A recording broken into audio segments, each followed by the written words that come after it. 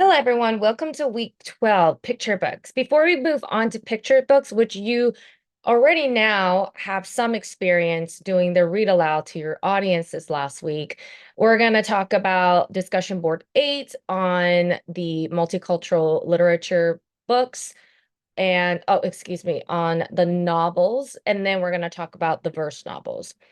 Now, if you read the article, the literary definition is agreed upon. It's a pedagogical definition that has been longly debated. And they list several of the different arguments that exist of what is defined as multicultural literature. For me, I agree that it's more about people of color with intersecting identities. Why? Because they have been very much marginalized from society. If you remember from the introductory video, there are still the white authors and characters dominate the publishing industry, whereas spaces for other people of color have been very much limited, and it's still ongoing now. And also, I think this idea of multicultural literature that is focused on people of color is important. And I think this is especially personal because when I was growing up, I did not read or I didn't have any books that had Asian or Asian American characters that were readily available. So when I imagine stories, it's predominantly white characters that pop up in my head, in my vision, and in my imagination. So I couldn't imagine Asian face being substituted for the white face because I didn't have any representation.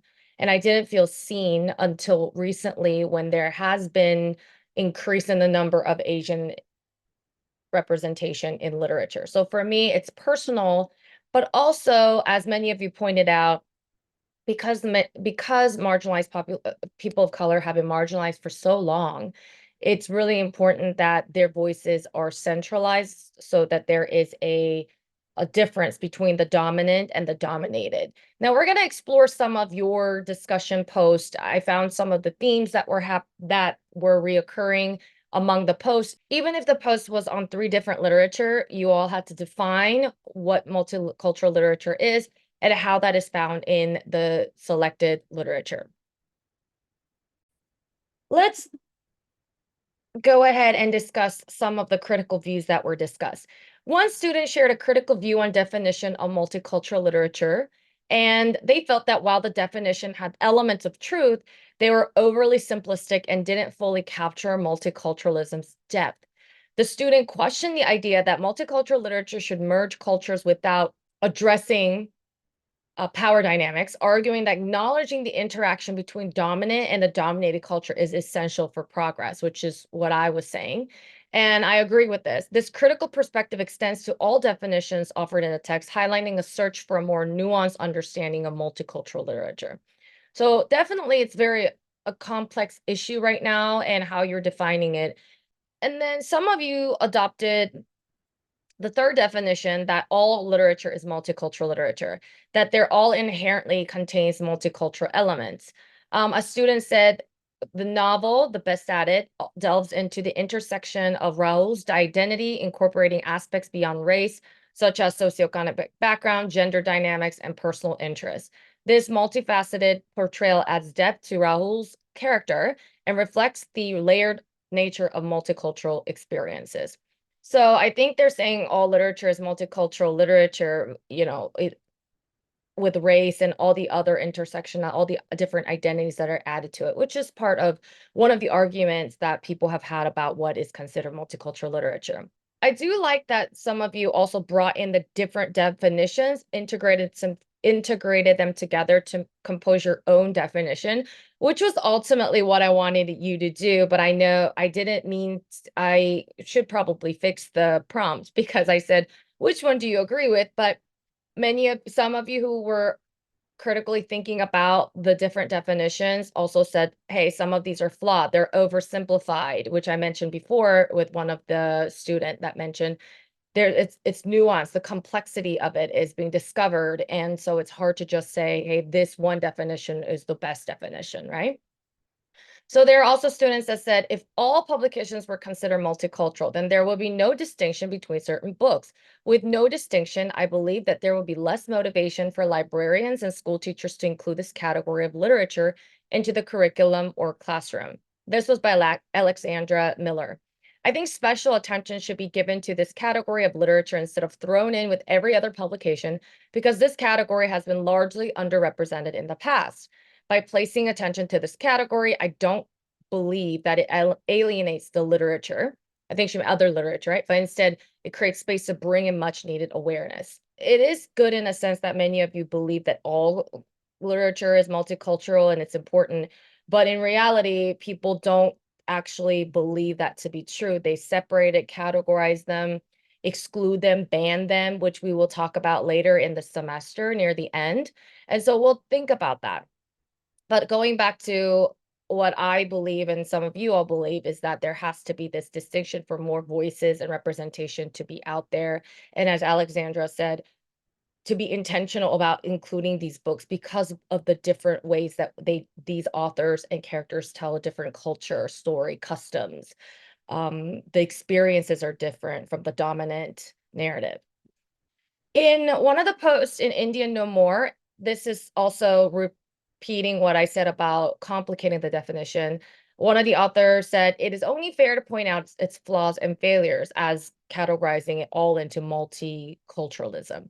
By using multicultural literature in such a broad manner, the term can lose its main goal of highlighting cultures separate from the majority. So many of you believe that there has to be a distinction between dominant and dominated culture, which I believe, versus some of you say all of it is. So I would challenge you to look at the issue with the Scholastic Book Fair, as I talked about, and think about how what you believe and what the society and the schools and the parents are our lawmakers are doing in order for it to be not part of the entire this idea of holy literature. But I'm glad this week was a point, the beginning of your exploration of how you are seeing multicultural literature. I do also want to share, well, to address the common misconception that some of you had about multiculturalism. Uh, some of you talked about just food or celebration that was represented in literature, but as we talked about so far, it's beyond that. It's about different identities and experiences. There's a deeper layer to cultural representation that might not be immediately apparent.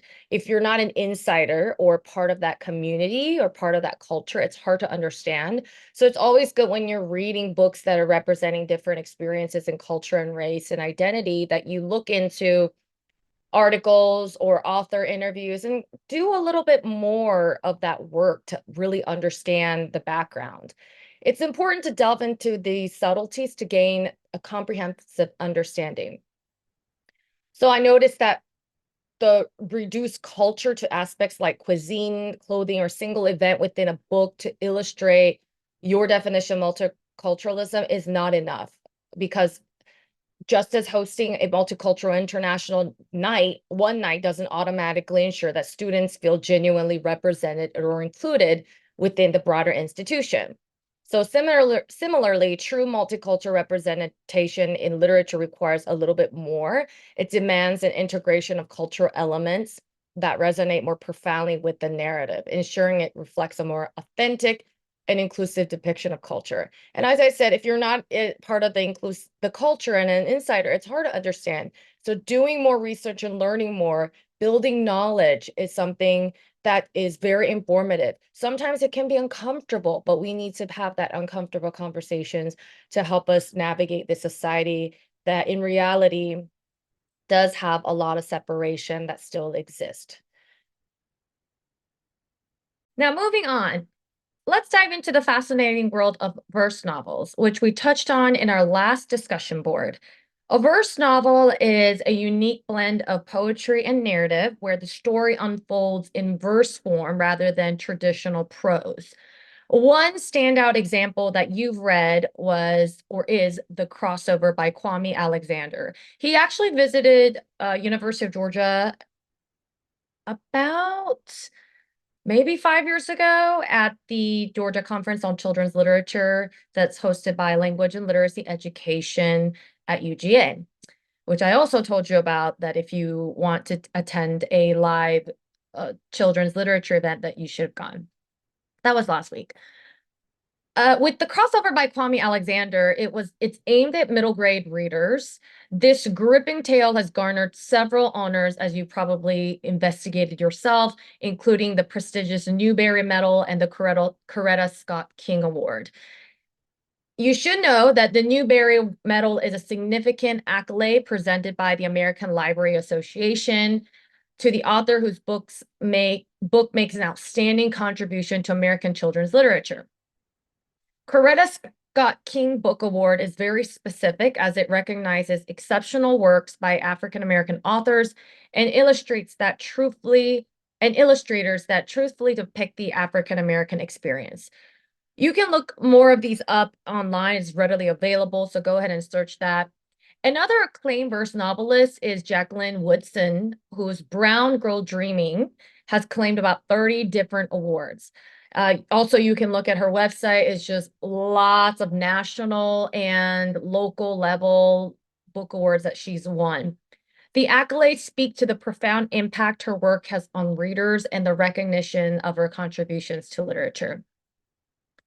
And let's not forget Tang Hai Lai, her verse novel Inside Out and Back Again. It's about a young girl named Ha, who relocates to from Saigon to Alabama with her family, and her navigating that different life. Obviously, it's going to be very, very different. The book is a National Book Award winner, one of America's most prestigious literary prizes, celebrating the pinnacle of American literature. So this is the ultimate award that you can get. You can even find a video of Tang Hai Lai reading from her novel on YouTube. So go ahead and check that out. As I talked about, these awards not only honor the author's incredible talents, but also celebrate the ways in which these stories connect us to diverse experiences and expressions of humanity through the power of verse. I personally had a tough time reading verse novel because, yes, it's true, you don't have to really like poetry to pick up on verse novels, especially with Inside Out and Back Again. It's mostly written in free verse, so it reads like a regular prose at points, but it's actually free verse. As I have done from my different reading experiences, I hope that the last few weeks of you exploring different types of novels and now moving on to picture books, you can think about, hey, what type of narrative with different structure or stylistic elements do I like to read? For me, verse novels are harder to swallow, to understand. It takes more time for me. Some people like that. And I like to read it for pleasure, in a sense that I just like fast read for me. Not all the time, but most of the time. So I know that reading different types of novels and different structure and styles allows me to understand what works for me and what doesn't.